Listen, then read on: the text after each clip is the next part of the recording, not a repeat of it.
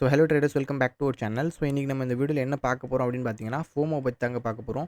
So ஃபோமோனா என்ன அப்படிங்கிறது தான் இந்த வீடியோவில் வந்து ரொம்ப டீட்டெயிலாக பார்க்க போகிறோம். ஏன்னா ஒவ்வொரு நீங்கள் ஒரு ட்ரேடராக இருக்கீங்க அப்படின்னா கண்டிப்பாக நீங்கள் ஃபோமோனா என்னென்னு வந்து கண்டிப்பாக உங்களுக்கு வந்து தெரிஞ்சிருக்கணும். ஸோ அதுதான் இந்த வீடியோவில் வந்து ரொம்ப டீட்டெயிலாக பார்க்க போகிறோம்.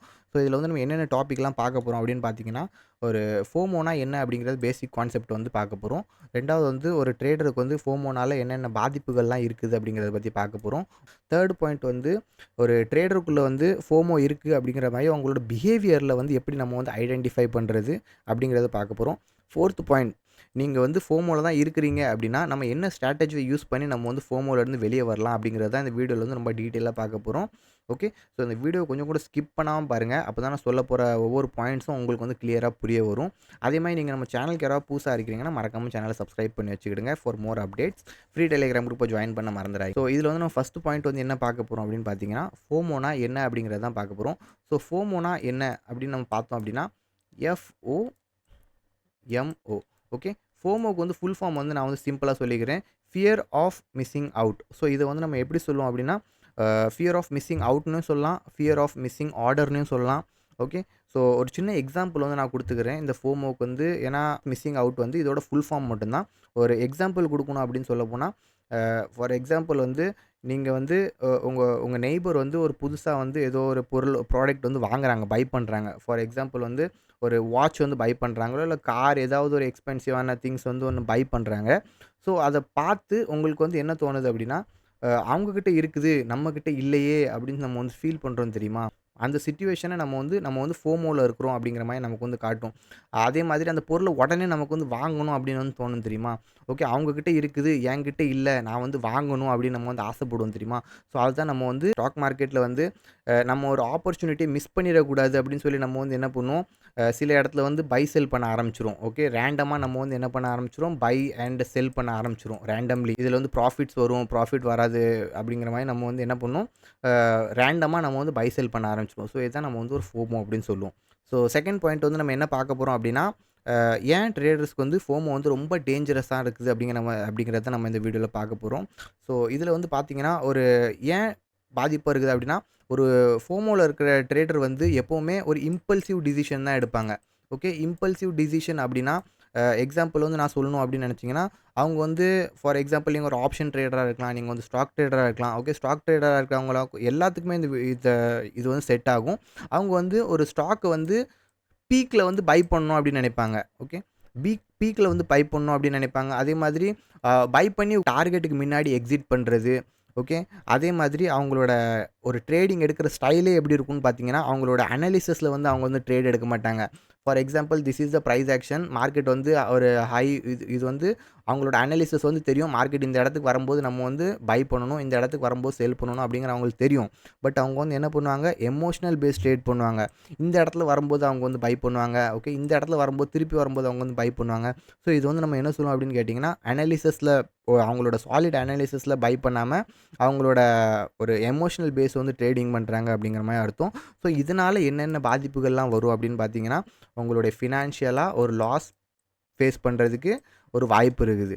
ஓகே, ஸோ நீங்கள் ஃபோமோவில் இருக்கிறீங்க அப்படின்னா இந்த பார்ட்டை வந்து நீங்கள் கொஞ்சம் கவனமாக பார்த்தீங்கன்னா உங்களுக்கு வந்து ரொம்ப ஈஸியாக புரிய ஆரம்பிக்கும். ஸோ தேர்ட் பாயிண்ட் வந்து நம்ம என்ன பார்க்க போகிறோம் அப்படின்னு பார்த்தீங்கன்னா, ஒரு ட்ரேடர் வந்து ஒரு ஃபோமோவில் தான் இருக்கிறாங்க அப்படின்னா நம்ம வந்து அவங்களோட பிஹேவியரில் வந்து நம்ம எப்படி ஐடென்டிஃபை பண்ணுறது அப்படிங்கிறது தான் நம்ம தேர்ட் பாயிண்ட் வந்து பார்க்க போகிறோம்.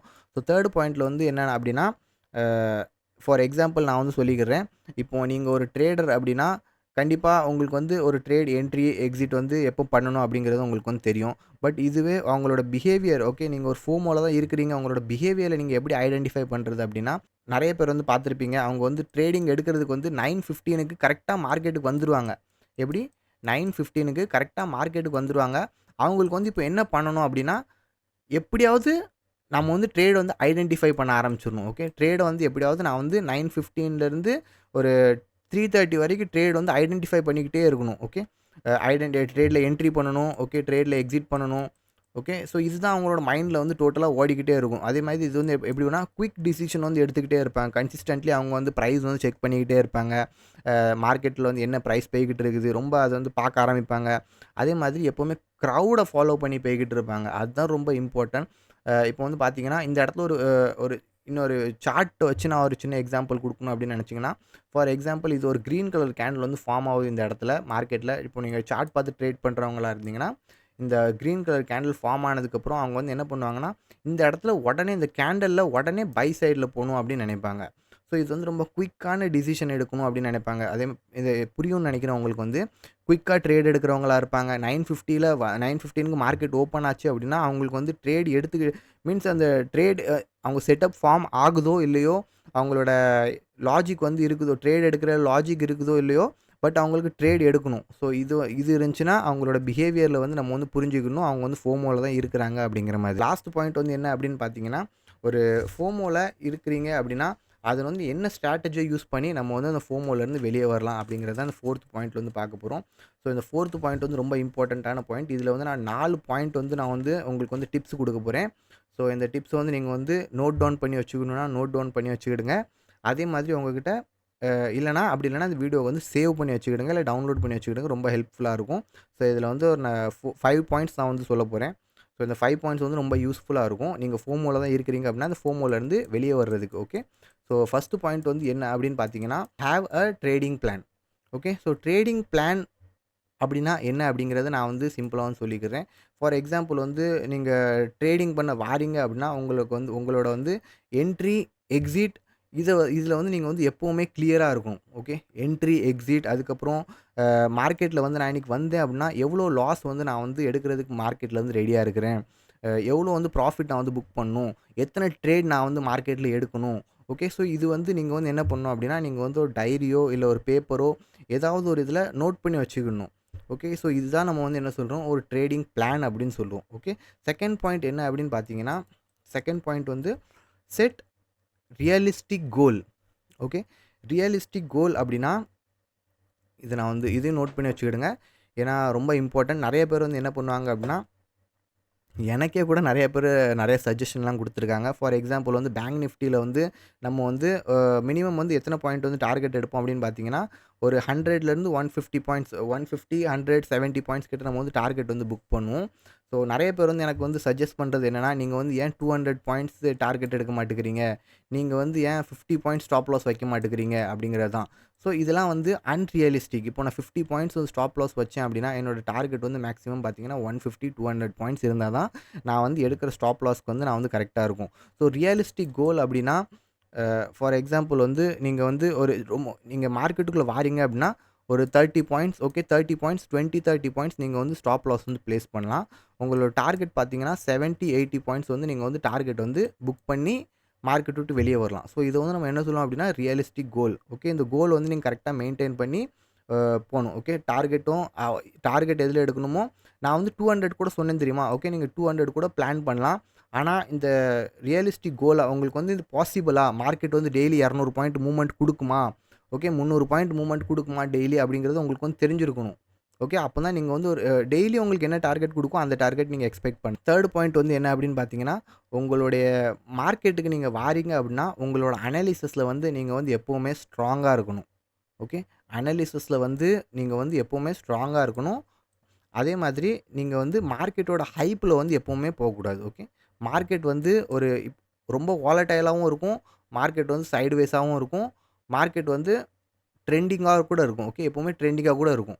ஓகே. ஸோ மார்க்கெட்டோட ஹைப்ல வந்து எப்பவுமே நம்ம வந்து ட்ரேட் எடுக்கக்கூடாது. நம்மளோட செட்டப் ஃபார்ம் ஆனதுக்கப்புறம் நம்ம வந்து ஒரு ட்ரேட் வந்து பிளான் பண்ணணும். So okay. ஸோ இது வந்து 3 பாயிண்ட். 4த் பாயிண்ட் வந்து ரொம்ப இம்பார்ட்டன்ட்டான பாயிண்ட். இதில வந்து பார்த்தீங்கன்னா, ஸ்டாப் லாஸ் ஆர்டர் வந்து எப்பவுமே யூஸ் பண்ண கத்துக்கிடுங்க. ஓகே. ஸ்டாப் லாஸ் ஆர்டர் வந்து எப்பவுமே யூஸ் பண்ண கத்துக்கிடுங்க. ஸ்டாப் லாஸ் எதுக்கு நம்ம யூஸ் பண்றோம் அப்படின்னா, நம்மளோட கேப்பிட்டல புரொடெக்ட் பண்றதுக்கு தான் நம்ம வந்து ஸ்டாப் லாஸ் ஆர்டர் வந்து யூஸ் பண்றோம். ஓகே. ஸோ எப்பவுமே நீங்க ட்ரேட் எடுக்கிறீங்க அப்படின்னா, நீங்க ஒரு ஸ்டாப் லாஸ் ஆர்டர் யூஸ் பண்ணீங்க அப்படின்னா, உங்களோட கேப்பிட்டல் வந்து நீங்க சேவ் பண்ணிக்கலாம்.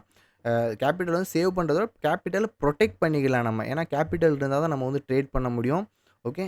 So use stop loss. Okay. So last point என்ன அப்படின்னு பார்த்தீங்கன்னா, 5த் பாயிண்ட் வந்து இது வந்து நான் சொன்னத ஒரு 4 பாயிண்ட் சொல்லியிருக்கேன் தெரியுமா? இந்த 4 பாயிண்ட்ட விட அதிகமான ஒரு இம்பார்ட்டன்ட்டான பாயிண்ட்னா இந்த பாயிண்ட் தான். ஓகே. இது வந்து லாஸ்ட் பாயிண்ட் என்னன்னா, practice and patience. Okay. Practice and patience. Okay. நீங்க மார்க்கெட்ல கன்டினியூஸா எப்போ நீங்க பிராக்டிஸ் பண்ணிக்கிட்டே இருக்கீங்களோ, ஓகே. ஒரு ஆப்பர்ச்சுனிட்டி வருதுன்னா, அந்த ஆப்பர்ச்சுனிட்டிய நீங்க அந்த ஒரு பயம் இல்லாம அந்த ஆப்பர்ச்சுனிட்டிய ஃபேஸ் பண்றதா இருக்கட்டும்.